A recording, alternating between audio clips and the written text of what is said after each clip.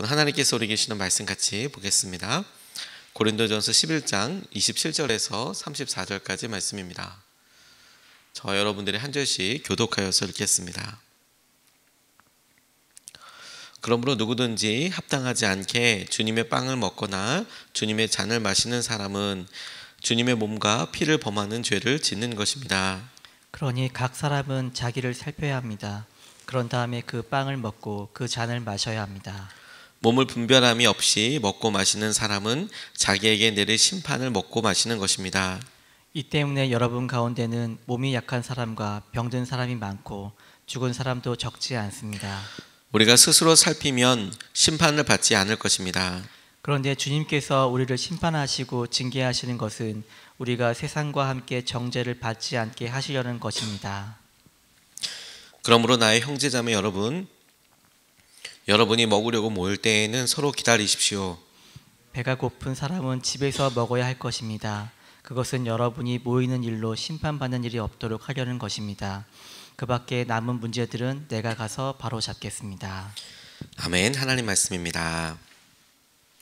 어제에 이어서 성찬식과 관련된 말씀을 연이어서 이렇게 살펴보게 되겠습니다.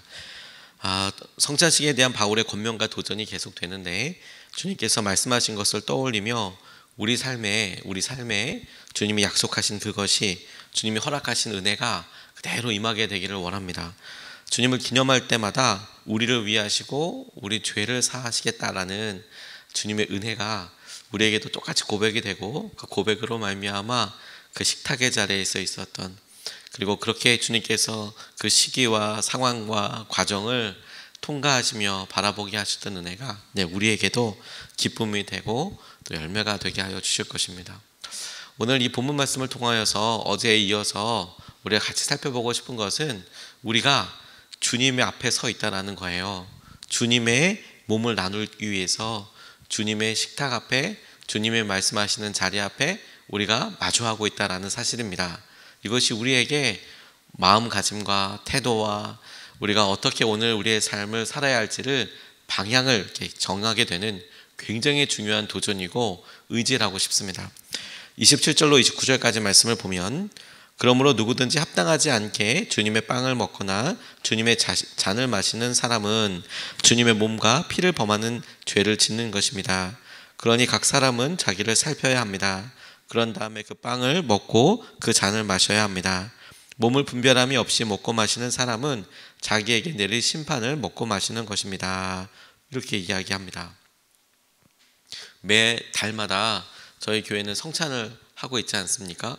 근데 성찬 때마다 우리가 떡을 들어서, 빵을 들어서 축사하신 주님을 기억하고, 잔을 들어서 그 잔을 통하여 일어나게 될 영적인 의미를 말씀하신 예수님의 약속과 함께 그것을 먹고 마시며 우리 가운데 일어나게 될 일을 우리가 떠올리며 성찬에 참여하고 있습니다.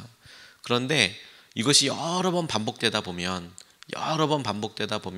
우리도 모르게 이번 주는 성찬주일이구나, 이거 그냥 먹고 마시면서 우리가 예수님을 그냥 기념하는구나 라는 수준에서 그냥 이걸 접하게 되는 경우들도 있겠다고 싶습니다. 그런데 주님께서 분명히 우리에게 명확하게 바울을 통해서 말씀하시는 것은 그것이 무엇인지 너희가 알고 먹느냐 하는 것이죠. 특별히 합당하지 않게 먹는다, 합당하지 않게 주님의 잔을 먹고 주님의 빵을 마신다라는 것이 주님의 몸과 피를 범하는 죄를 짓는 것이다. 여러분, 이게 어떤 의미일까요? 합당하지 않게 주님의 몸과 잔을 먹고 마신다 라고 이야기하는 것이 어떤 의미인가, 이것을 질문해 보고 그 답을 명확하게 인지하고 있는 게 중요하겠다고 싶어요. 전통적으로 합당하지 않은 상태에서 주님의 몸과 피를 먹고 마신다라는 의미는 우리의 죄를 고백하지 않고 먹는 것을 말하는 것이었습니다.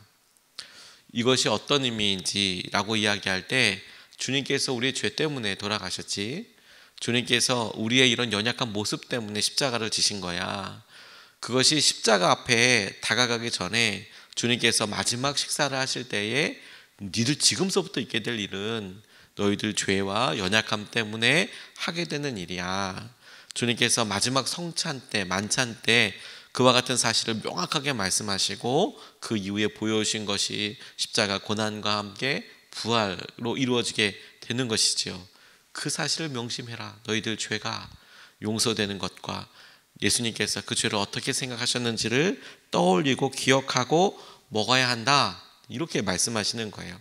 그래서 그와 같은 마음이 준비됐는지가 합당하다 혹은 합당하지 못하다를 판단하고 결정하는 기준이 되는 것이죠.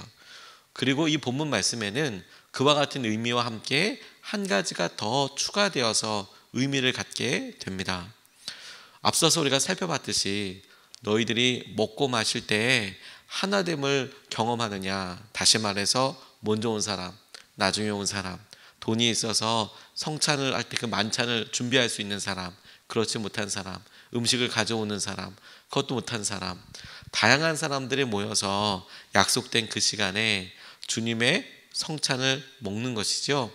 우리가 이야기했던 앞에서 우리가 하고 있는 조그마한 장과 빵 하나가 아니라 그야말로 만찬이 이루어졌습니다. 식사를 같이 했습니다. 식사를 하고 그러면서 즐겁고 기쁠 것만 같은 그 시간이 아니라 하나님께서 주신 것을 기억하고 우리의 죄가 속죄되는 것을 고백하고 먹는 것을 통해서 우리의 영에서부터 시작되는 진정한 기쁨을 누리는 시간이어서요. 다만 일주일 동안 좋았어, 행복했어, 또 와서 반갑네 하고 먹고 그런 무임으로 즐거운 시간이 아니라 그래 맞아 우리가 주님께서 우리를 이렇게 불러주셨지, 우리가 한 주 동안도 주님께서 하신 은혜 가운데 잘 보호받았어, 이번에도 어느 지역에 어떤 사람이 잡혀서 어려움을 당했다는데 주님이 우리를 지켜주셨네, 우리가 그럼에도 불구하고 마음에 기쁘네, 우리가 이렇게 연약한데 누구에게 이렇게 복음을 전할 수 있어서 감사하네, 교회가 이렇게 모이면서 여러 일들로 함께하게 하셔서 감사하네, 아픈 사람이 치유된 것이 감사하고 고백하고 특히 고백하게 되고, 어려운 사업장이 그래도 지탱할 수 있을 뿐만 아니라 무엇보다도 말씀과 은혜 가운데 머물러도 여전히 살 수 있구나, 여전히 이렇게 살아갈 수 있구나, 그게 기쁨으로 나눠지게 되는 시간이었습니다. 그때에 편이 갈라지거나 일치되지 않는 상태에서, 일치된 상태에서 먹는 것이죠. 다시 말해서 바울이 이야기하고 있는 것은 바울의 이야기와 덧이어 봤을 때 죄를 깨닫지 못하고 먹는 것과 동시에 너희들이 이것을 먹고 마실 때 서로 일치되는 마음, 하나 되는 마음, 그것으로 준비되어 있느냐, 이걸 말씀하고 있는 거예요. 똑같이 먹게 하실 때, 십자가 앞에 섰을 때 우리가 죄인임을 깨닫게 되죠. 그리고 죄인인 우리가 주님 앞에서 모두가 똑같습니다. 그리고 주님 앞에 서는 것을 우리가 계속 마음으로 유지하면서 하나님께서 하실 은혜를 바라보고 생각하는 거예요. 주님이 오늘 우리에게도 똑같이 강조하신다라고 믿습니다. 주님이 우리에게 하신 일들이 우리에게 실제로 고백이 되고 이루어질 수 있도록. 주님이 우리 삶에서 원하시는 것은 능력이 아닙니다. 능력 있는 분들이 계시고 그런 능력 때문에 참 많은 사람들에게 선한 영향력을 주시는 것이 감사하죠. 그리고 마음의 도전도 됩니다. 기쁨도 됩니다. 저분 통해서 이런 일들이 이루어지는구나. 그리고 그것에 대해서 우리가 보지만 성경은 분명히 우리가 각각 다른 은사와 다른 모습으로 태어났다라고 이야기하고 있어요. 그래서 우리에게 그런 능력이 있고 없고는 부럽고 참 귀한 일이기만 하지만 우리 책임이라고만은 할 수 없습니다. 그렇게 생겨 먹은 걸 어떡합니까? 주님이 그렇게 우리에게 은사를 주신 대로 우리 주신 은사를 잘 활용하면서 쓰고 사용하고 그리고 그대로 살아가는 것이죠. 그런데 주님께서 은사나 능력에 대해서 우리에게 묻진 않으시지만 우리가 정결하냐, 우리가 주님의 말씀 가운데 서 있느냐, 이건 전혀 다른 문제가 되는 거예요.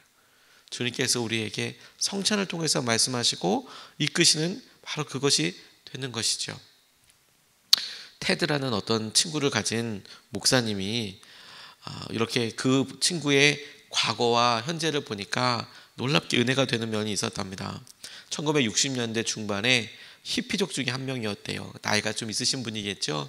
그래서 아주 자유로운 삶을 살게 되고 그것이 아무 문제가 없다라고 그냥 머릿속으로 계속 생각하면서 쭉 살다가 이분이 예수님을 영접하게 되었답니다. 그래서 샌프란시스코의 소살리토라는 곳에서 돛을 만드는 일을 하면서 이렇게 사는데 평신도임에도 불구하고 이 목사님이 시무했던 교회에서 본인이 자기에게 있었던 주님을 나눌 수 있는 기회가 있었다는 거예요. 근데 그런 나눌 수 있는 기회 때 본인이 이런 이야기를 말씀하시더랍니다. 자신이 죄를 지은 이후에 고통받지 않을 수 없다. 그게 자기에게 생긴 변화라는 거예요. 무슨 말이냐? 자신이 이야기하기를 나는 인생에 많은 시간 동안 죄를 지었고 동시에 양심을 버리려고 노력했다. 마음이 아프니까요. 그런데 기독교인이 된 후 좋은 것 중에 하나는 죄를 지을 때마다 괴롭다는 것이다. 자기가 히피로 살고 세상에서 자유롭게 살 때는 양심도 뭐 괜찮고 그냥 살았는데, 아니 기독교인이 된 후에 좋은 것이라고 고백하는 것 중에 하나가 뭐냐면 내가 이제 죄를 짓고 나면 내가 마음이 힘들어졌다. 그게 좋은 점이라는 거예요. 그것은 내가 하나님의 사람임을 보증하는 징벌이다. 우리가 성령의 근심하심이라고 이야기하는 것이죠. 나는 그것을 좋아한다. 기분이 좋아지고 교정받는 것 같다. 내가 바로 잡아지는 느낌이 든다. 하나님을 반쯤 믿었을 때는 범죄할 때마다 그분이 나를 매번 비참하게 만드셨다. 그러나 그것으로 인해 나는 정말 그분이 믿을 만한 분이시라는 것을 배우게 되었다. 그것은 나를 고쳐주고 올바른 길로 가게 했다. 이런 간증을 하셨다는 거예요. 저는 그 책을 읽으면서 되게 많이 공감했습니다. 우리가 오늘 하루도 성령의 근심하심 앞에 있을 때가 있어요. 내가 왜 이러지? 내가 이 결정을 할 때, 내가 이 말을 하기 전에나 혹은 하고 나서 내 마음이 왜 이러지? 내가 무슨 일을 하려고 할 때 내가 왜 이러지? 그 마음이 우리가 오늘 본문 말씀에서 너희들이 성찬을 받을 때 너희들 죄가 보이고 너희들 연약함이 보이고 너희들 현실을 분별하면서 먹는 거야 라고 말씀하시는 것과 똑같은 기준이, 영적인 잣대가 우리 가운데 있는 것이고 적용하게 되는 거예요. 우리가 얼마나 능력 있는 사람이 아니라 하나님, 예수님의 십자가 앞에 서는 것이지. 고난의 산 앞에 그 앞에 서 보면 우리가 죄인인 것이 다 드러나요. 우리가 죄인인 것을 알고 나면 옆에 있는 또 다른 죄인, 연약한 모습을 가진 사람에게 함부로 이야기할 수만은 없습니다. 물론 여전히 언짢을 수 있고 어떻게 저럴 수 있나 라는 마음이 들 수도 있겠지만, 그렇다 하여 나보다 더 낫다 혹은 내가 이렇게 해도 된다 라는 것에 있어서는 주님 앞에서 똑같이 죄인이지. 그분이 잘했다는 것도 아니고 인정하는 것도 아니고 그 삶에 대해 지지하는 것도 아니지만 내가 죄인이지. 그래, 죄인이지. 심지어 우리가 교회 안에서는 그래, 우리가 하나 돼야지 까지 나아가는 마음을 주님께서 우리에게 이렇게 말씀을 통해서 보여주시는 것입니다. 성찬은 한 달에 한 번 받고 예배 때마다 우리가 모이고 그럴 때 거룩한 식사라고 우리가 받아들여지지만, 여전히 주님의 십자가 앞에 선 모습은 오늘 우리 삶에도 똑같이 적용되고 똑같이 도전할 만한 중요한 기준이라고 믿습니다. 주님의 잔 앞에 주님의 몸을 나눌 때 우리의 마음에 거룩하게 하시는 그 기준대로 오늘 우리가 같이 살피고 주님 앞에 나아갈 수 있으면 좋겠습니다. 두 번째로 이 본문 말씀을 통하여서 오늘도 우리가 붙잡고 싶은 것은 서로를 향한 배려. 배려는 서로가 하는 거라는 거예요. 서로가. 물론 서로라고 이야기할 때 그 시작은 우리가 되면 참 좋겠지만, 서로가 서로 하는 것, 다른 사람이 내게 베풀고 있는 그 배려와 나도 그와 같이 배려를 하기 위해서 우리가 그 마음을 유지하고 관계를 유지하는 것이 참 중요하겠다고 싶어요. 33절, 34절 말씀을 보면, 그러므로 나의 형제자매 여러분이 먹으려고 모일 때에는 서로 기다리십시오. 배가 고픈 사람은 집에서 먹어야 할 것입니다. 그것은 여러분이 모이는 일로 심판받는 일이 없도록 하려는 것입니다. 그 밖에 남은 문제들은 내가 가서 바로 잡겠습니다. 이렇게 이야기합니다. 성찬에 대해서 이야기하고 있는 것이고, 그 성찬이 고린도 교인들이 모였을 때 자연스럽게 그 모임 중에 진행되었던 함께 먹고 마시는 그런 만찬을 포함하는 그런 내용인데, 그래서 계속 바울이 이야기하는 것이 그게 성만찬의 의미가 있기 위해서, 예수님께서 우리에게 하신 말씀이 그대로 실현되기 위해서 하나 되는 일치, 하나 되는 마음, 함께 먹는 거, 이게 너무너무 중요하다. 먼저 먹는 사람, 빨리 먹는 사람, 많이 먹는 사람, 늦게 올 수밖에 없는 사람, 혹은 그런 음식을 아무에게도 나눌 수 없을 만큼 정말 힘든 사람, 다양한 사람들이 있는데 그것을 서로 배려하면서 먹어야 한다는 것의 이제 마지막 말미예요. 결론이에요. 그런데 제가 참 흥미로웠던 것은 뭐냐면 부자이고 유력한 사람이고 자신이 먼저 먹고 많이 먹는 것이 당연한 것이 아니다라고 말씀하시는 것은 그래 우리가 좀 그래 먼저 먹을 수 있고 내가 내 권리를 주장할 수 있고 내가 매번마다 이거 음식 준비하니까 당연히 내가 먼저 먹어야지 이렇게 생각할 수 있을 텐데 기다려라 늦게 오는 사람. 왜냐하면 늦게 올 수밖에 없는 이유가 일을 하거나 노예이거나 아프거나 이런 연약한 사람들이 많았기 때문에 기다려라. 그런 사람들에서 기다려라. 네가 준비했다고 네가 먹는 거 아니다. 이렇게 말씀하시는 것에 대해서는 그렇구나. 그래 맞아. 우리가 어려운 사람들을 위해서 당연히 그렇게 배려해야지라고 공감이 되고 그러는데 흥미로웠던 것은 뭐냐면 그 다음이에요. 가난하다고 무조건 이해를 구하는 것도 아니라는 거예요. 아니 교회에서 내가 이렇게 왔는데 다 먹으면 어떡하란 말이냐. 이건 어떻게 하란 말이냐. 왜 가난한 사람들 나는 왜 이해를 못 해주는 것이냐. 그렇게 요구하고 그렇게 강하게 이야기하는 것이 정상도 아니다라는 거예요. 저는 이게 되게 많이 사실 좀 마음에 와서 놀라웠습니다. 무조건 이해를 구하는 것도 아니라는 점이다. 왜냐하면 이 바울이 어떻게 이야기하고 있냐면 먼저 온 사람들 기다려라. 배가 고픈 사람, 그 배가 고픈 이유가 가난해서이던 혹은 늦게까지 일을 하는 이유이건 성찬 그날 우리 예배가 있고 예수님을 믿는 사람들이 모이는 시간을 정해놓고 그게 모여서 그걸 지키려고 할 때 늦게 오는 이유가 있을 거 아니에요. 자기가 결정해서 온다 그러면 주님을 사랑하는 사람들이 일찍 오겠죠. 근데 자기가 할 수 없는 사람이라면 일찍 오고 싶어도 일찍 오지 못하잖아요. 그런데 먼저 온 사람들은 기다리는 사람들을 위해서 집에서 먹는 것도 배려다. 배를 채우기 위해서 온다. 이렇게만 생각할 것이 아니다. 당연히 음식을 먹고 교제하지만 똑같이 주님의 식탁 앞으로 나아가는 것이다.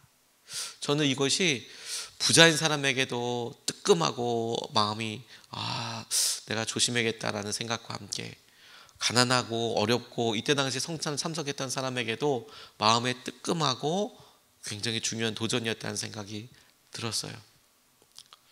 내가 힘들고 어렵다고 해서 아무 말이나 해도 되는 게 아니고 그리고 그렇게 열심히 수고하고 자기 것을 나누고 함께 하려고 하는 사람에 대해서 함부로 이야기할 수 있는 것도 아니에요. 당연히 은사가 다르고 상황이 다르니까 그런 배려가 있게 되면 하나님께서 주신 은혜를 누리게 되는 거예요. 이게 우리가 함께 모이고 교인이고 성찬과 함께하는 사람들에게 주님께서 이렇게 말씀하시는 겁니다. 우리나라 초대교회 때 전덕기라는 그런 우리로 얘기하면 중인인데도 중인 중에서 좀 상놈에 가까운 숯을 구워서 팔았대요. 숯을 나무를 베다가 숯을 만드는 것은 당시 우리나라에서는 양반은 당연히 하지 않고 중인들 중에서도 아주 밑에 사람들이 하는 거였습니다. 거의 상놈이라고 이야기하는 사람들이. 그런데 젊었고 똑똑했던 이 전덕기라는 청년이 당시에 선교사들이 외국에서 온 사람들이 이렇게 보이고 그 사람들이 하고 있는 여러 일들에 대해서 퍼지는 소문이 굉장히 흉흉했어요. 사실이 아닌 소문들이 많이 퍼졌습니다. 전혀 이렇게 눈도 파랗고 얼굴도 하얗고 머리도 금발이고 이런 외국 사람이 와서 활동하는데 사실과 다른 소문들이 퍼졌어요. 그 중에 대표적인 소문이 뭐였냐면 애들을 잡아다가 이렇게 잡는단다, 먹는단다. 이런 말도 안 되는 식인종도 아니고 그런 소문들이 퍼지고 그랬어요. 원인이 된 이유가 뭐냐면 선교사님들이 고아들을 데려다가 키웠거든요. 고아들을 데려다 키우고 그러니까 이 예전에는 이렇게 대문 이렇게 있는데 선교사님들이 와서 초가집에서만 사는 게 아니라 이런 당시에 사람들이 봤을 때는 이런 기와집에서도 살고 담벼락 있는 집에서 사니까 그 안에 뭐 있는지 잘 모르잖아요. 그리고 모여서 함께 학교에서 기숙생활을 할 수 있도록 당시 우리나라가 한참 학교가 서가고 있을 때였기 때문에 학교로 보내서 거기서 기숙 학교를 만들곤 했었어요. 대표적인 학교가 이화여전이었죠. 그렇게 세우는 배화여전, 뭐 이런 이화여전 같은 데 사람들이 모아서 키웠습니다. 그러니까 그 동네에서 누가 애가 있었는데, 뭐 갓난이라는 애가, 어린 여자애가 있었는데, 아니 선교사를 따라서 갔는데 그 동네에서 안 보여.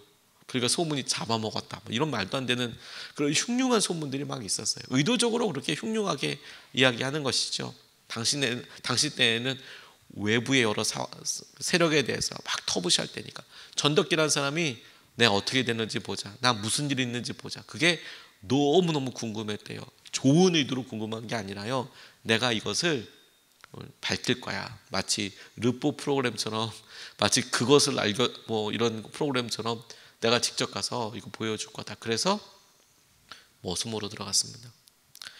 윌리엄 스크랜턴이라고 우리나라에 오셨던 선교사님 가정에 들어갔어요. 근데 이 가정엔 어머니가 계셨습니다. 메리 스크랜턴 여사라고, 우리가 스크랜턴 대부인이라고 부르는 분이었습니다. 왜냐하면 윌리엄 스크랜턴이 어머니이고 자기 아들인 윌리엄 스크랜턴의 아내도 왔으니까 둘을 우리나라 사람들이 구분해서 어머니 격인 그분을 대부인, 스크랜턴 대부인, 이 며느리 격의 이분을 스크랜턴 뭐 그냥 부인, 이렇게 차이를 둬서 불렀답니다. 그런데 이 전덕기라는 사람이 가만히 이 가정이 어떻게 하나 보는데, 결정적으로 너무 놀라고 너무 충격적이었던 게 뭐냐면, 이 스크랜턴 대부인이 거의 종이라고 이야기할 수, 머슴이라고 할 수 있는 자기에게 존댓말을 계속 사용해 주는 거였어요. 존댓말을 끝까지 존댓말을 써주는 거예요. 그런 일은 없었거든요. 그리고 또 하나, 식사를 겸상하는 거였어요. 1892년에 그곳에 들어갔거든요. 그 1900년대 말, 1900년이 되기 전에, 그때는 아직 양반과 상놈에 관련돼서 막 이런 게 막 엄청 막 철저하게 때 아니겠습니까? 겸상을 한다는 건 있을 수 없었어요. 이 사람이 생각하기에는 이 양반처럼 여겨졌거든요. 좋은 거 옷을 입고 막, 그러니까 또 고종과 만나고 막 이러니까 양반이라고 생각되고 고관대작이라고 생각되는데 겸상을 하는 거예요. 같이 밥을 먹는 거예요. 같이. 너무 놀랐대요. 밥을 같이 주고. 제일 충격적으로 놀란 게 뭔지 아십니까? 이 스크랜턴 대부인이 이 전덕기라는 청년이 있을 때면 영어를 못 알아듣잖아요. 자기들끼리 얘기하니까. 그런데 항상 한국말을 썼다는 거예요. 그리고 자기와 함께 있는 스크랜턴 가문의 윌리엄 스크랜턴이든 며느리건 손주들이건 말을 할 때 전덕기 청년이 있으면 무조건 다 한국말을 하게 시켰다는 거예요. 가족들이 있을 때는, 자기들끼리 있을 때는 영어를 썼지만 전덕기란 청년 한 명 때문에 알아들으라고 무조건 다 한국말을 썼다는 거예요. 일상적인 말을. 4년 걸렸답니다. 나중에 전덕기가 노블 선교사님을 찾아가서 내가 윌리엄 목사님처럼 내가 되고 싶다. 내가 그러려면 어떻게 할 수 있겠느냐. 그렇게 찾아가서 눈물로 고백하게 되었다라는 거예요. 4년 걸렸대요. 4년. 김창식과 함께 스크랜턴 대부인에게 깊은 영향을 받아서 그렇게 찾아가서 내가 스크랜턴 박사님이 하라는 대로 하겠다. 나도 박사님처럼 되고 싶다. 그렇게 주님을 영접하게 됐다는 거예요. 그래서 1896년에 마침내 스크랜턴에게 세례를 받고 1905년에 목사 안수를 받고 상동교회라고 처음 생겼던 상동교회의 담임 목사가 되기도 하고, 1912년에 신민의 사건에 주도하셨거든요. 독립운동을 주도하시다가 백오인 사건에 체포돼서 혹독한 고문 때문에 돌아가시게 돼요. 하나님에 대한 섬김, 배려가 사람들을 바꾸는 겁니다. 주님께서 우리에게 성찬에 부르시는 것이, 그래 우리가 매번 예배를 참석한다는 느낌과, 그래 주님께서 내가 이것을 먹고 마심으로 내게 하신 일들을 기념하는 것인데, 오늘 우리는 딱 그 마음과 그 태도를 우리 마음에 이 새벽을 기도하면서 우리가 오늘도 보내야 될 우리의 태도이다, 우리의 마음이다, 이렇게 적용할 수 있으면 좋겠습니다. 두 가지 말씀을 같이 나눴어요. 주님의 몸을 나눌 때, 오늘도 주님께서 주님의 몸을 나누고 우리가 주님의 몸 앞에 있게 될 때 우리가 죄인인 것을 기억하고 우리가 하나됨을 놓고 기억하게 하실 때, 그 마음으로 오늘 우리가 식사를 하고 사람들을 만날 때 하나님, 우리가 마땅히 죄인인 것을 고백하고 하나님, 우리가 마땅히 하나 되는 데에 쓰여야 된다는 것을 기억하며 오늘 나아가게 되길 원합니다. 두 번째, 주님께서 서로 배려하고 섬기라고 이야기할 때 우리 태도 가운데 내가 뭔가 당연하고 주장하는 것이 있다면 배려해야 되는 거구나, 아니구나, 이거 당연한 거 아니구나, 뿐만 아니라 내가 다른 사람들 섬겨야 될 일이 있다면 그렇게 해야 되는 거구나, 그렇게 우리가 마음가짐을 갖고 오늘 하루를 열고 싶습니다. 두 번 나눠서 기도하겠습니다. 첫 번째, 늘 우리 자신을 십자가 통과하여 생각하고 사람들을 사랑하게 해달라고 기도하겠습니다. 우리가 십자가를 통과하여 생각하면 우리가 하는 것이 당연한 거 아닙니다. 당연하지 않습니다. 그러니 주님께서 이 십자가 통과하여 우리를 생각하게 하시고 우리 자신을 이 마음으로 사람들 생각하여 주님께서 하신 은혜를 우리가 함께 누리게 하여 주십시오. 첫 번째로 같이 함께 기도하시겠습니다.